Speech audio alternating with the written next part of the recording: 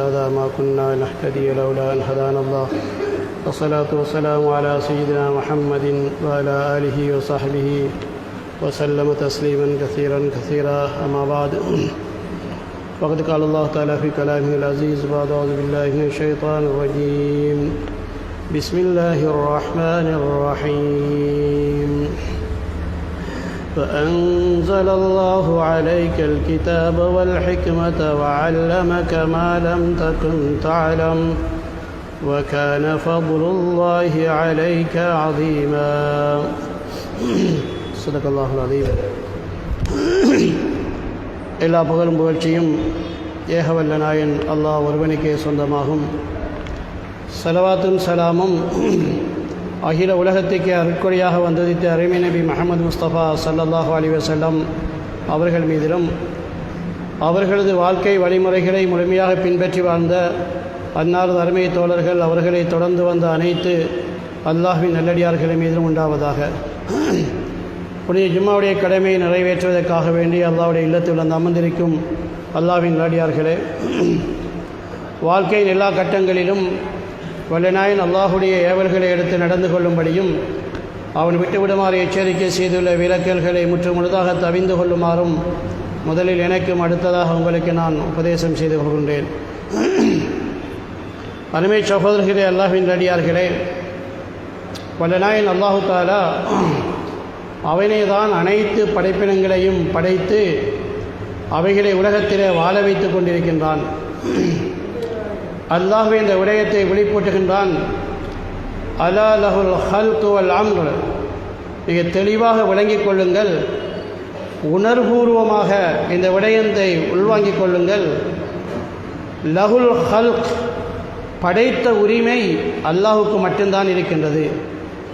எதுவாக இருந்தாலும், கண்ணுக்கு தெரியாத சின்னஞ்சிறு கிருமிகளாக இருந்தாலும், பிரமாண்டமான படைப்பாகிய 600 இறக்கைகளை கொண்டு அல்லாஹ் படைத்திருக்கக்கூடிய ஜிப்ரீலாக இருந்தாலும், அவைகளுக்கு மத்தியில் உள்ள கோடான கோடி படைப்பினங்கள் அனைத்தையும் அல்லாஹ்வே தான் படைத்திருக்கின்றான். படைத்தது மட்டுமல்ல, வல் அம்ர், அந்த படைப்பினங்களை படைப்புகளை இயக்கிக் கொண்டிருக்கின்ற உரிமையும் அல்லாஹ்வுக்கு தான் இருக்கின்றது. இந்த ஒவ்வொரு படைப்பும் எப்படி செயல்பட வேண்டும், இவைகள் மூலமாக என்னென்ன விடயங்கள் வெளியாக வேண்டும், இவைகளும் அல்லாஹுடைய முடிவிலும் தான் உள்ளது.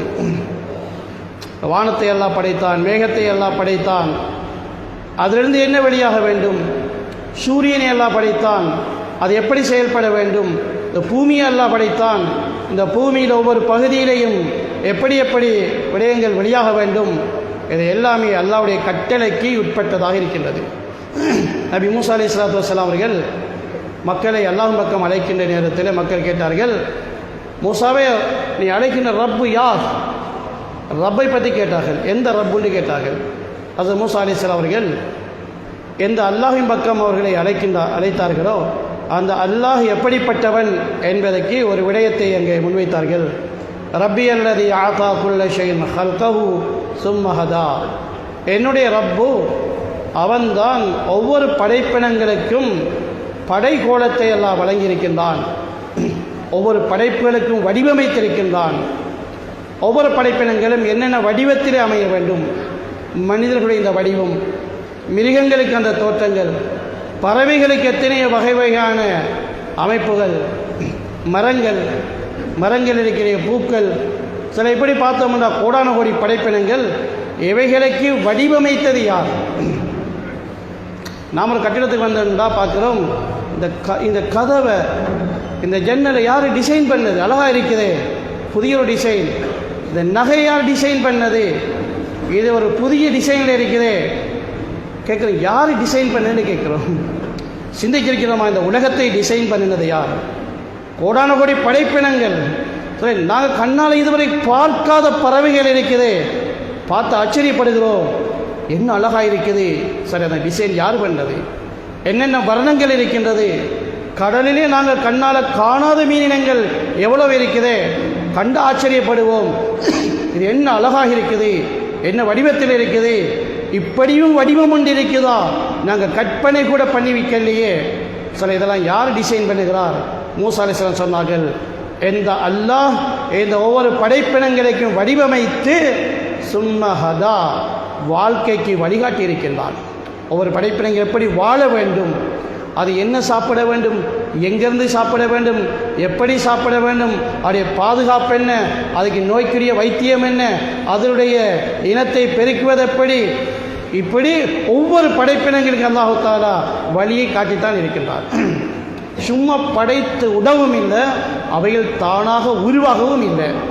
அல்லாஹ் படைத்தான், படைத்து வழிகாட்டி கொண்டிருக்கிறார். இதே அடிப்படையில் அல்லாஹ் மனிதர்களையும் படைத்து மனிதர்கள் எல்லா படைப்பினங்களையும் விசேஷமான ஒரு படைப்பாக இன்னி ஜாயினு ஃபில் அர்தி ஹலீஃபா, மனிதனை படைப்பதற்கு முன்னெல்லாம் அல்லாஹ் மலக்குகள் அறிவித்தான், என்னுடைய பிரதிநிதியை ஹலீஃபாவை நான் உலகத்தில் உருவாக்கப் போகிறேன் என்று இந்த கோடான கோடி படைப்புகளுக்கு மத்தியிலே அல்லாஹ் தன்னுடைய பிரதிநிதியாக மனிதனை தெரிவு செய்திருக்கின்றான். சரி, இந்த மனிதனுக்குரிய இந்த வழிகாட்டல் எல்லா படைப்பினங்களுக்கும் கொடுத்த வழிகாட்டலை விடவும் விசேஷமானதாக நிரப்பமானதாக ஆக்கி வைத்திருக்கின்றான். அல்லாஹ்வுடைய புறத்திலிருந்து தான் எல்லா படைப்பினங்களுக்கும் வழிகாட்டப்பட்டிருக்கின்றது எப்படி வாழணும் என்று. மனுஷனுக்கு கொடுத்த வழிகாட்டல் அது விசேஷமானது, அலாதியானது. சரி, மனிதனுடைய வாழ்க்கையை பொறுத்தவரையில் 2 பகுதிகள் அமைந்திருக்கின்றது. ஒன்று இந்த உலகத்தில் மண்ணுக்கு மேலே வாழுகின்ற வாழ்க்கை, அடுத்தது மௌத்துக்கு பின்னால் இருக்கக்கூடிய நிரந்தரமான வாழ்க்கை. ஏனைய படைப்பினங்களில் 2 வாழ்க்கை கிடையாது. மறுமையில இந்த ஏனைய விலங்குகள், பறவை இனங்கள் இவையெல்லாம் உயிர் கூட்டு எழுப்பப்பட்டு அவைகளுக்கு மத்தியிலே நீதி நிறுவப்பட்டு பிறகு அல்லாஹ் சொல்றான், கூனி துராபா, மண்ணோடு மண்ணாகி விடுங்கள், வாழ்க்கையை முடித்து கொள்ளுங்கள் என்று அல்லாஹ் அந்த எல்லா படைப்பின் வாழ்க்கையை முடித்து விடுவான். மறுமையில் அவைகளுக்கு ஒரு வாழ்க்கை என்று கிடையாது, அவ்வளவுதான். ஆனால் மனிதர்களை பார்த்து சொல்லப்படும், இவர்கள் முடித்து விடணும் என்று ஆசைப்பட்டாலும் பாவிகள், நரகவாதிகள், நெருப்புத்தான் தங்களுடைய வாழ்க்கையின் முடிவு என்று கண்முன்னே கண்டதும் யாலை தெனி குந்து துராபா, நாங்களும் மண்ணோடு மண்ணாக போறோமே, நானும் அழிஞ்சான் இல்லைமே, கண்ணுக்கு முன்னால் இந்த நாயும் கழுதையும் இந்த குதிரைகளும் இவைகளும் அழிந்து போனதே, மிருகங்கள் எல்லாம், நானும் அழிஞ்சான் இல்லைமே என்று ஆசை வைப்பார்கள். ஏன்? உலகத்தில் மிருகத்தை போல வாழ்ந்தவர்கள். அல்லாஹ் மனிதனுக்கு என்று கொடுத்த தனித்துவமான வாழ்க்கையிலே தன்னுடைய வாழ்க்கையை செலுத்தாமலுக்கு மிருகங்களுடைய வாழ்க்கை என்ன? மனம் போன போக்கிலே வாழுவது, மன இச்சைப்படி வாழ்வது. யாரோ ஒரு மனிதர் ரோட்டால் போனால் கேட்போம், எங்கே போகிறீங்கன்னு கேட்போம். அவர் என்ன சொல்லுவார்? அவர் ஏதாவது ஒரு நோக்கத்தை சொல்லுவார், கடைக்கு போகிறேன், அல்லது நான் சந்திக்க போகிறேன். ஏன் கேட்குறோம்? ஒரு மனிதர் சும்மா போக மாட்டார், சும்மா போக மாட்டா தான் கேட்குறோம். ஒரு மாடுன்னு போகுதுன்னா கேட்போமா, இந்த மாடு எங்கே போகுதுன்னு கேட்போமா? கேட்க மாட்டோமே. மாடு அதில் மனம் போட போகல போகும், இங்கே அளவும் அங்கே அளவும் எங்கால வழி இருக்கிறதோ போகும். மனுஷன் அப்படி போக மாட்டான். அதனால் மனுஷனை கண்டா கேட்குறோம், எங்கே போகிறீங்கன்னு கேட்குறோம். ஏன் கேட்குறோம்? மனுஷன் அவன் வெளியாகி போகிறதே ஒரு நோக்கத்தில் தான் போவான், சும்மா போக மாட்டான். ஆனால் மகள் சும்மா போய்கொண்டிருக்கிறார்கள், ஆடு மாடு போகிற மாதிரி போய்கொண்டிருக்கிறார்கள், முழு வாழ்க்கையுமே போய்கொண்டிருக்கின்றார்கள். எங்கே போகின்ற விடங்கள்ல இப்படி வாழ்ந்தவர்கள் தான் இந்த ஆடு மாடு கழுதை நாய் பன்றி எல்லாம் மண்ணோட மண்ணாக போங்கலோட வாழ்க்கை அவ்வளவுதான் என்று அல்லாஹ் முடிவு செஞ்ச நேரத்தில் இவர்களும் ஆசைப்படுவார்கள், யாழை தெனி குந்து துராபா, நாங்களும் மண்ணோட மண்ணாகிறோம் இல்லையா, நானும் மண்ணா போகிறேன். ஏன்? நெருப்புக்கு போகிறார்கள். நீங்கள் வாழ்க்கையின் முடிவு இந்த நெருப்புத்தான் என்று காட்டப்படும், அதனால் ஆசைப்படுவார்கள். என்றாலும் சொல்லப்படும் ஹாலிதீன ஃபிஹா அபதா, அவங்களோட வாழ்க்கை முடியாது. ஆகவே நீங்கள் மரணிக்க முடியாது, வாழ்க்கை முடியாது. அதனால் நீங்கள் ஆசைப்படுறீங்களே மரணிக்கணும் என்று மரணிக்க முடியாது. நெருப்புக்குள்ளேயே போட்ட கிடந்தாலும் நரகவாதிகள் நெருப்புக்குள்ளே கிடப்பார்கள், ஆனால் வாழ்க்கை முடியாது, நெருப்பிலே வாழ்ந்து கொண்டிருப்பார்கள். சரி, அதனால் மனிதனுக்கு 2 வாழ்க்கை இருக்குது. இந்த மண்ணுக்கு மேலே வாழ்கின்ற உலகத்துடைய வாழ்க்கை, பிறகு மறுமையுடைய வாழ்க்கை, 2 வாழ்க்கை இருக்குது. அதனால் 2 விடயத்துடைய தெளிவு மனிதனுக்கு தேவையாக இருக்குது. ஒன்று, இந்த உலக வாழ்க்கையில் மனிதனுடைய தேவைகள், ஆசைகள், உலகத்தோடு சம்பந்தப்பட்ட விடயங்கள், இவைகளை நிறைவேற்றுவதற்கு தேவையான அறிவு, அது ஒரு அறிவு தேவையாக இருக்குது. அடுத்தது மறுமையின் ஈடேற்றம், நரக நெருப்பிலிருந்து தப்ப வேண்டும், ரப்புடைய பொருத்தத்தை அடைய வேண்டும், நிரந்தரமான வாழ்க்கை அங்கே வாழ வேண்டும், வெற்றிகரமான வாழ்க்கை வர வேண்டும். அதற்குரிய அறிவு தேவை. இந்த ரெண்டு அறிவுகளும் மனிதனுக்கு தேவையான ஒன்றாக இருக்குது. சரி, முதலாவது அந்த அறிவு தான் படைப்புகளுடன் புழங்குகின்ற அறிவு. இந்த படைப்புகளை அறிந்து அவைகளை பயன்படுத்தி அவைகளிலிருந்து பயன்பெறுகின்ற அறிவு. இந்த அறிவு முழு உலகத்திலே முஸ்லிம்கள் காவிரிகள் வேறுபாடின்றி எல்லோருக்கும் வழங்கப்பட்டிருக்கிற அறிவு. அது உலகத்தில் பாடசாலைகளில், பல்கலைக்கழகங்களில், எனும் எல்லா கல்விக்கூடங்களையும் வழங்கப்படுகின்ற அந்த அறிவு தான் படைப்புகளை விளங்கி அவைகளை பயன்படுத்தி பயனடைவது எப்படி. இந்த மண்ணை பற்றி விளங்குவது, மரத்தை பற்றி விளங்குவது, அந்த சராசரத்தை பற்றி விளங்குவது, உலகத்தில் இது என்னவெல்லாம் இருக்குதோ அவைகளையெல்லாம் பற்றி விளங்கி ஆய்வு செஞ்சு அதில் தேர்ச்சி பெற்று அவைகளை பயன்படுத்தி நாம் எப்படி பயனடைவது, மனித சமுதாயம் எப்படி பயனடைவது. சரி, இந்த அறிவு உலகத்தில் முஸ்லீம்கள் காபிர்கள் எல்லோருக்கும் சமனாக வழங்கப்பட்டிருக்கிறது. அந்த துறையிலே முஸ்லீம்களும் முன்னேறுகின்றார்கள். அதைவிட வேகமாக யகூதிகள், நசராக்கள், நாஸ்திகர்கள் முன்னேறிக்கொண்டு போயிருக்கிறார்கள். சரி, இது உலகத்துடைய முடிந்துவிடக்கூடிய அறிவு. இது முஸ்லீம்களுடைய தனித்துவமான அறிவு அல்ல, இது பொதுவான அறிவு. சொல்லுவோம் பொது கேள்வி என்று சொல்லுவோம், பொதுவானது, எல்லோருக்கும் உரியது. அடுத்த அறிவு தான் மனிதர்கள் படைத்தவனே விளங்கி யாரெங்களை படைத்தவன், யாரெங்களை பரிபாலிக்கிறவன், அதை விளங்கி படைத்தவனின் தொடர்பை சீராக்கி படைத்த ரப்புடைய தொடர்பிலிருந்து பயனடைகின்ற அறிவு. இதுதான் மனிதனை பெருமதியாக்கின்ற முதன்மையான அறிவு. இதை கொண்டுதான் அல்லாஹ் வஹியை ஆரம்பித்தான். நபி ஸல்லல்லாஹு அலைஹி வஸல்லம் அவர்கள் ஹிரா குகையிலிருந்து தான் நபுவத்துடைய வஹியுடைய அந்த வழங்குதல் ஆரம்பமானது. எப்படி ஆரம்பமானது? இக்ரா பிஸ்மி ரப்பிக்கல்லதீ ஹலக் ஹலக்கல் இன்சான மின் அலக் என்ற இந்த ஆயத்திலிருந்து ஆரம்பமாகுது. அல்லாஹ் முதலாவது வஹியுடைய இல்மின் மூலம் மனிதனுக்கு முதல் கற்றுக் கொடுக்கிறான். என்ன? படிக்கணும் என்று கற்றுக் கொடுக்கிறான். படிக்கணும் என்று கற்றுக் கொடுத்து என்ன படிக்கணும்னு சும்மா விடல. ஒரு பாடசாலையில் படிக்க வந்திருக்கிறாருன்னா அடுத்தது என்ன சிலபஸ் இருக்கும். சிலபஸ் இல்லாமலுக்கு என்னென்ன படிங்கன்னு ஒரு படிப்பு ஒன்று இருக்குதா? ஒரு கோர்ஸ் ஒன்று முடிக்க போகிறாருண்டா அங்கே சிலபஸ் இருக்குது. சிலபஸ் அதுதான் அந்த படிப்பு. சார் ரப்புல் ஆலமீன் நல்லா படிக்க சொன்னான். அல்லாஹ் சிலபஸ் தராம விடுவானா? அல்லாஹ் என்னென்று தலைப்பு தராம சும்மா விடுவானா படின்னு சொல்லி? அல்லாஹ் உடனே சொன்ன குர்ஆனி படி. என்ன படிக்கணும்? பிஸ்மி ரப்பிக் அல்லதி ஹலக், படைத்தவன் அல்லாஹ், அவனை பற்றி படி. அல்லாஹ்வை பற்றி அறிவு, அதை முதன்மைப்படுத்த வேண்டும். சில மனிதனுடைய கொடுக்கப்பட்ட அறிவில் முதன்மையான அறிவு அல்லாஹ்வை பற்றி அறிவது. அல்லாஹ் படைத்தவன், அல்லாஹ் ஹாலிக். என்ன படைத்திருக்கிறான்? அனைத்து படைப்புகளையும் படைத்தவன் அல்லாஹ். மட்டுமல்ல, படைப்புகளிலே உள்ள நிலைமைகளை படைத்தவன் அல்லாஹ். சரி, என்னை படைத்தவன் அல்லாஹ். எனக்கு என்னென்ன நிலைமைகள் வருகிறதோ, ஆரோக்கியமா, சுகமா, கண்ணியமா, கேவலமா, வறுமையா, செல்வமா, ஹயாத்தா, மௌத்தா, இந்த நிலைமைகள் எதுவும் அல்லாஹ்வுடைய படைப்பு. அல்லாஹ் எப்பப்போ என்ன படைப்பை முடிவு செய்தானோ அது இந்த வாழ்க்கையில் அது வந்தே ஆகும். சிறுவனாக அல்லாஹ் என்னை படைத்தான், வாலிபத்தை படைத்தான், வயோதிபத்தை படைத்தான், எப்படி கடைசியில் மௌத்தை படைத்தான். இது ஒவ்வொன்றையும் அல்லாஹ்வுடைய படைப்பு. இந்த நிலைமைகளையும் அல்லாஹ் தான் படைத்திருக்கின்றான். எனவே சொல்றே, உலகத்துடைய வாழ்க்கையுடைய அந்த அறிவு இருக்கிறதே, மனிதனுடைய புத்தி போதும். புத்தியை கொண்டு உலகத்தை விளங்கிக் கொள்ள இயலும். உலகத்துடைய விடயங்களை நல்ல புத்திசாலிகள் முன்னேறுவார்கள். அவருடைய புத்தியை கொண்டு அதை விளங்கி அதில் தேர்ச்சி பெறுவார்கள், அதிலே பட்டம் பெறுவார்கள், அதிலே அவர்கள் பிரயோசனம் அடைவார்கள். இது மனிதனுடைய புழக்கம், அனுபவம், அவருடைய புத்தியை கொண்டு அந்த பகுதி நிறைவேற்றப்படுகிறது. சரி, மற்ற பகுதி இருக்குது, படைத்தவனை பற்றி அறிகின்ற அறிவு. அது மனிதனால் சுயமாக இயலாது. தன்னை படைத்தவன் யார் என்பதை மனிதனுடைய புத்தியை கொண்டு விளங்கிக் கொள்ள முடியாது. மனிதர்கள் அவருடைய புத்தியை கொண்டு அந்த பாதையில் இறங்கியதுதான் இன்றைக்கு நான் கண் முன்னால் பார்க்கிறோம். கடவுளுக்கு பலதரப்பட்ட வடிவங்களை மக்கள் கொடுத்திருக்கிறார்கள். ஆண்டவன் யார்? அப்படி கீறி வச்சிருக்கிறார்கள். கடவுளையால் கையால் செஞ்சு வைத்திருக்கிறார்கள். கடவுளை கையால் செஞ்சு வணங்குகிறார்கள்.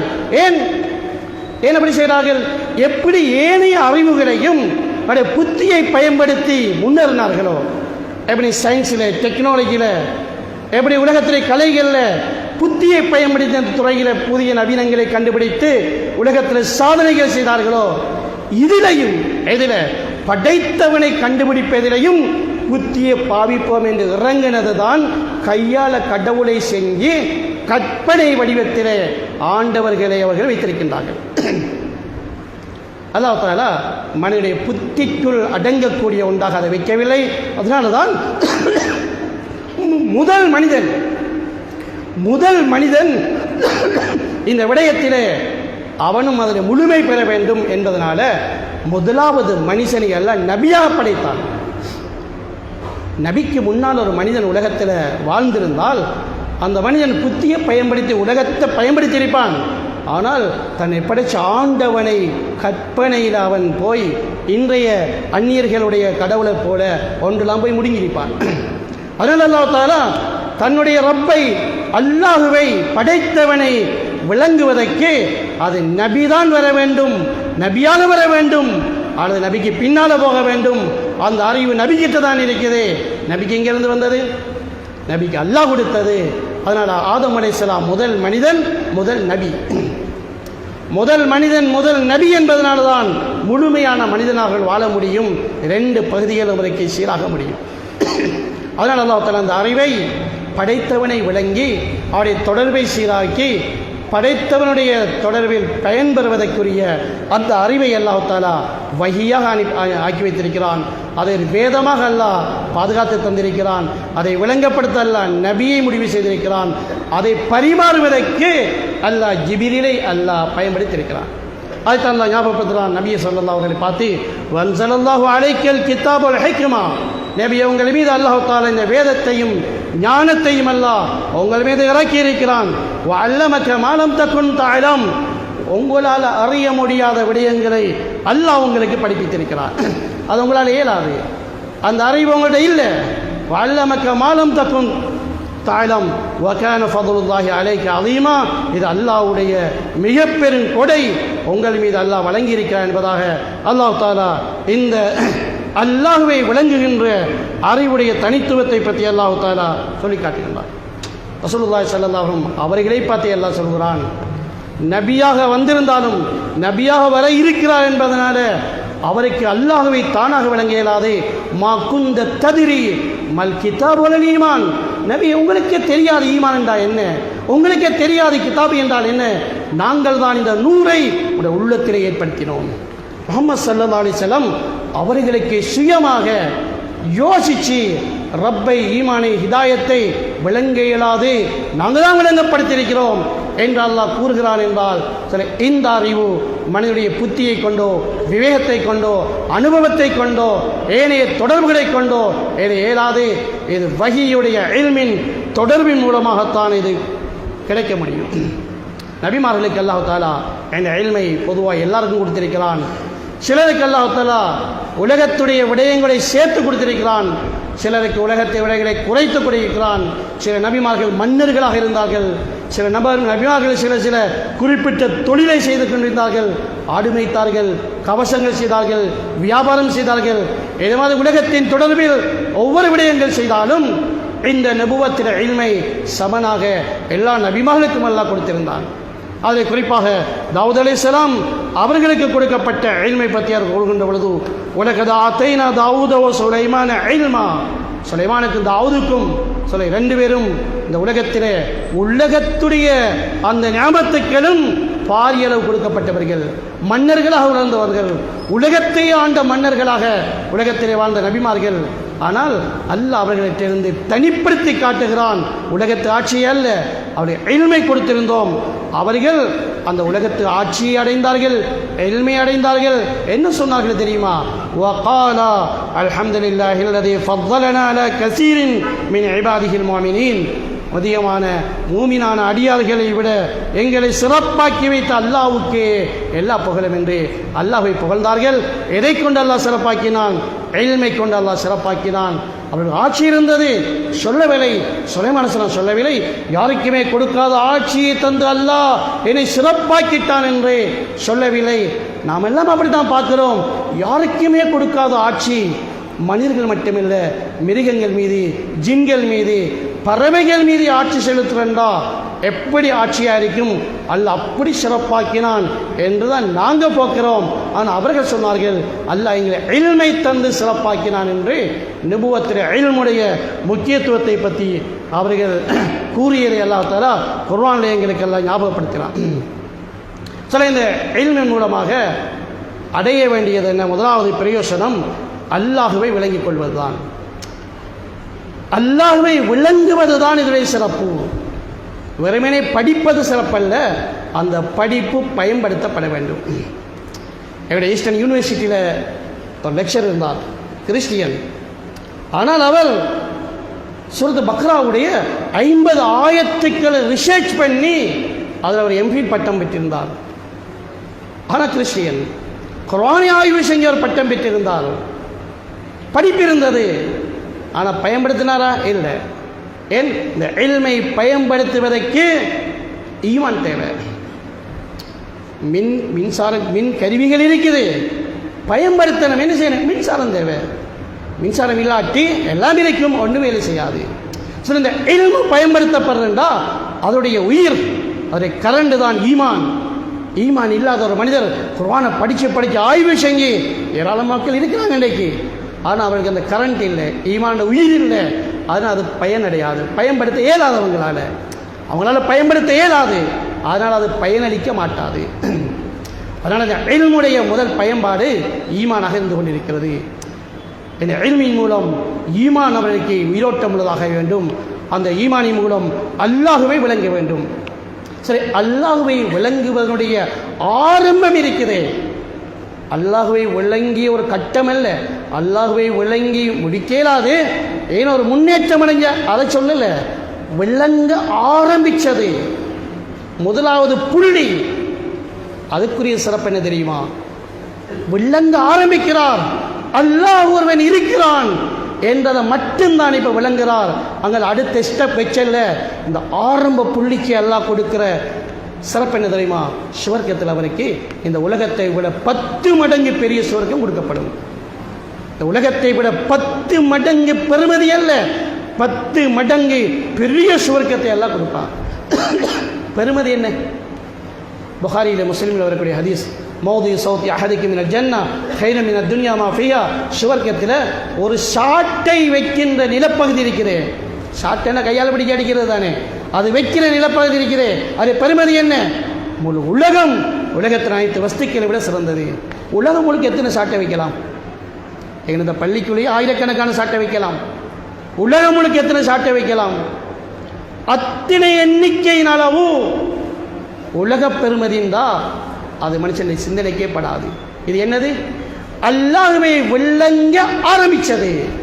ஸ்டார்ட் என்ன பயணிக்கல, ஆரம்ப பெருமதி அதுதான். ஆரம்ப இப்போ எங்களுடைய காசுடைய பெருமதி இப்போ சதமெல்லாம் இல்லை தானே. இப்போ 50% காசா இப்போ இல்லையே. ₹1 ஆரம்பிக்குது, ₹1. இப்போ $1 $1 ஆரம்பிக்குது. அது எங்கள் ரூபாய் விட பல நூறு பெருச்சு. சரி, ஈமானுடைய பெருமதி ஆரம்பிக்குது ஒன்று, அதுதான் இது. ஈமானுடைய பெருமதி ஆரம்பிக்குது ஒன்று, அந்த ஒன்று தான் இந்த உலகத்தை போல 10 மடங்கு பெரிய சொர்க்கத்தை எல்லாம் வழங்குகிறான். சரி, அவனுக்கு கொடுக்குற கண்ணியம் என்ன தெரியுமா? அந்த ஈமானுடைய ஆரம்பிக்கிற மனிதனுக்குரிய கண்ணியம் என்ன தெரியுமா? லா தக்குமு ஸாஅத்தா யுகாலு ஃபில் அர்தி அல்லாஹ் அல்லாஹ். திருமிதி ஷரீஃபிலே பதிவு செய்யப்படுகிறது.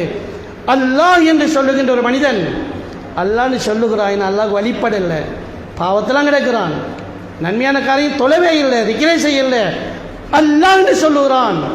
அல்லாஹ் ஒருவன் இருக்கிறான் என்பதை ஏற்றுக்கொண்டிருக்கிறான். அந்த ஒரு நன்மைக்கு அல்லாஹ்வை விளங்கிட்டானே, இந்த ஒன்று விளங்க ஆரம்பிச்சிட்டான். விளங்கி முன்னேறல்ல, அடுத்த ஸ்டெப் போவல்ல, இவன் இருக்கும் வரையில் அல்லாஹ் இந்த உலகத்தை அழிக்க மாட்டான். அவனும் மரணிச்சு முழு உலகத்தில் அல்லாஹ்வுடைய நாமத்தை சொல்லுகின்ற ஒரு மனிதன் கூட இல்லாத ஒரு நிலை வருமே, அன்றைக்கு தான் உலகம் அழியும். ஏன்? இந்த உலகத்தை எல்லாம் நடத்தி கொண்டிருக்கிறான், ஈமானுக்காக வேண்டித்தான். இந்த உலகம் வேற என்ன நோக்கத்துக்காக நடக்கல, ஈமான்தாரிகளை எல்லாம் தெரிவு செய்வதற்காக வேண்டி, ஈமான்தாரிகளை சோதிப்பதற்காக வேண்டி, ஈமானுள்ள மக்களுக்கு அல்லாஹ் தஆலா குறைக்க எடுப்பதற்காக வேண்டி, ஈமானுடைய தரஜாக்களை முடிவு செய்வதற்காக வேண்டி அதுக்கு தான் அந்த உலகத்தை எல்லாம் நடத்தி கொண்டிருக்கிறான். சரி, இந்த உலகத்துடைய சாதனைகள் வேறொன்றுமே இல்லை. கட்டிடங்கள் எல்லாம் சாதனை, இந்த உலகத்தில் நீங்கள் காட்டுகின்ற திறமைகள் எல்லாம் சாதனை, இந்த உலகத்தில் அனுபவிக்கிற ஆடம்பரங்கள் எல்லாம் சாதனை, இந்த உலகத்தில் நீங்கள் தொடர்பாக இருக்கிற ஈமான் தான் சாதனை. சரி, இந்த ஈமானுக்காகத்தான் உலகம் இருக்குது. உலகத்தில் எல்லாம் பெரும் பெரும் மாடி வீடுகள் 100-150 மாடி கட்டியிருக்கிறாங்க. அழிக்கிறையா அந்த உலகத்தில் என்றெல்லாம் ஒரு வினாடி பின்வாங்குவானா? உலகத்தில் பெரும் பெரும் கோடீஸ்வரனாக இருக்கிறாங்க, பெரும் பெரும் மன்னர்கள்லாம் இருக்கிறாங்க, பெரும் பெரும் பதவியுள்ள மக்கள் இருக்கிறாங்க, அழிக்கலாமா என்றெல்லாம் ஒரு வினாடி யோசிப்பானா? சரி, அல்லாஹ் எங்கே யோசிப்பான்? அல்லான்னு சொல்கின்ற ஒரு மனிதன் எங்கேயோ ஒரு மூலையில் இருக்கிறான், அவன் பாவிதான், படுபாவிதான், பெரும்பாவிதான். ஆனால் அல்லான்னு சொல்லுகிறான், அவனை வச்சு எப்படி அழிக்கிற உலகத்தை அழிக்க இயலாது என்றுதான் யோசிப்பான் அல்லாஹ் தஆலா. அல்லான்னு சொல்லுற மனிதன் ஒரு நோயாளி, ஒரு வயசாளி, ஒரு அப்பாவி, அவன் அல்லான்னு சொல்றான், அவனை வச்சுக்கொண்டு உலகத்தை அழிக்க இயலாதே, அவனை மரணிக்க செய்தது பிறகுதான் உலகத்தை எல்லாம் அழிப்பான். எனவே சோலே, அல்லாஹ்வை விளங்குதல் என்பது அதுதான் வஹீயுடைய இல்முடைய ஆரம்பமாக இருந்து கொண்டிருக்கிறது. அந்த இல்மை தேடிச் செல்வது மிக மிக சிறப்புள்ளதாக இருக்குது. ரசூலுல்லாஹ் அவர்கள் மஸ்ஜித் நபவியில் இருக்கின்றார்கள். ஒரு சஹாபி ஸஃப்வான் இப்னு அஸ்ஸால் ரலியல்லாஹு தஆலா அன்ஹு அவர்கள் அந்த மஸ்ஜித் நபவிக்கு போகின்றார்கள். சொல்லுகிறார்கள், நான் மஸ்ஜித் நபவிக்கு நபி ஸல்லல்லாஹு அலைஹி சந்திக்க வந்தேன். சிகப்பு போர்வை ஒன்றில் நபி அவர்கள் சாய்ந்து கொண்டு உட்கார்ந்து கொண்டிருந்தார்கள். நான் ஸல்லல்லாஹு அலைஹி வஸல்லம் அவர்களை சந்திக்க சொன்னேன், யா ரசூலல்லாஹ் இன்னி ஜிஅது அத்லபுல் இல்ம், நான் உங்கள்கிட்ட இல்மை தேடி வந்தேன். ஏனங்க போனார்? இல்மு என்பது அல்லாஹ்விடமிருந்து வந்ததுதான். மனிதர்களுடைய அனுபவம் அல்ல இல்மு, மனிதனுடைய புத்தியிலிருந்து வெளியானதல்ல இல்மு. அது அடுத்த பகுதி, அந்த பகுதி தான் மனிதர் அவங்க யோசித்து சொல்லலாம். சும்மா கொஞ்சம் அறிவாளிகள் உட்கார்ந்து யோசிச்சு என்ன செய்வோம் என்று யோசிச்சு இந்த காலத்தில் இப்படி நடந்த நிலைமை அப்படி பேச இயலாது. அது உங்களோட துறையில் பேசுங்க, உலகத்தின் துறையில் பேசுங்க. அதுக்கு புத்திக்கு எல்லா இடம் இருக்குது. எனக்கு புத்திக்கு இடம் இல்லை, வஹி இருக்குது. வஹி மூலம் வரையறுக்கப்பட்டதுதான் இந்த அறிவாக இருந்து கொண்டிருக்குது. வஹியை வச்சு பேச வேணும். குர்ஆன் என்ன சொல்லுது? குர்ஆனுக்குரிய விளக்கத்தை அல்லாஹ் அதையும் வரையறுத்திருக்கிறான். வன்ஸல்னா இலைக்க ذிக்ர் லிதுபய்யின லின்னாஸி மா நுஸில இலைக். நபி, உங்களுக்கு நான் வஹியை இறக்கியிருக்கிறோம், நீங்கள் விளங்கப்படுத்துங்க. ஏன் இதை யாரும் அவங்களோட புத்திப்படி விளங்கி கொள்ள முடியாது, எல்லாத்தையும் விளங்கி இயலாது. அதனால் நபியோடைய பொறுப்பு நீங்கள் விளங்கப்படுத்துங்க என்று. அதனால் சஹாபி வருகிறார், நபிகிட்ட போனால் அங்கே தான் இல்ம் இருக்கும். யார் சொல்லலாம், நான் இல்மை தேடி வந்தேன் என்று சொன்னார்கள். சொன்ன உடனே அவர்களை பார்த்து ஸல்லல்லாஹு அலைஹி வஸல்லம் இன்னும் படித்து கொடுக்கல, இல்மை சொல்லல, அவள் தேடி வந்திருக்கிறாரே, இல்முடைய தேட்டத்தோடு வந்திருக்கிறார், இல்மை படிக்கணும் ஆசையோடு வந்திருக்கிறார். நன்மாராய் சொன்னார்கள், மர்ஹபன் பி தாலிபில் இல்ம், இல்மை தேடி வந்திருக்கிறீங்க, சுபசோபனம், நீ ஒரு பாக்கியசாலியான மனுஷன், இல்மு தேடி வந்திருக்கிறீங்க, பாக்கியம் என்று சொல்லிட்டு சொன்னார்கள். இந்த பாக்கியம்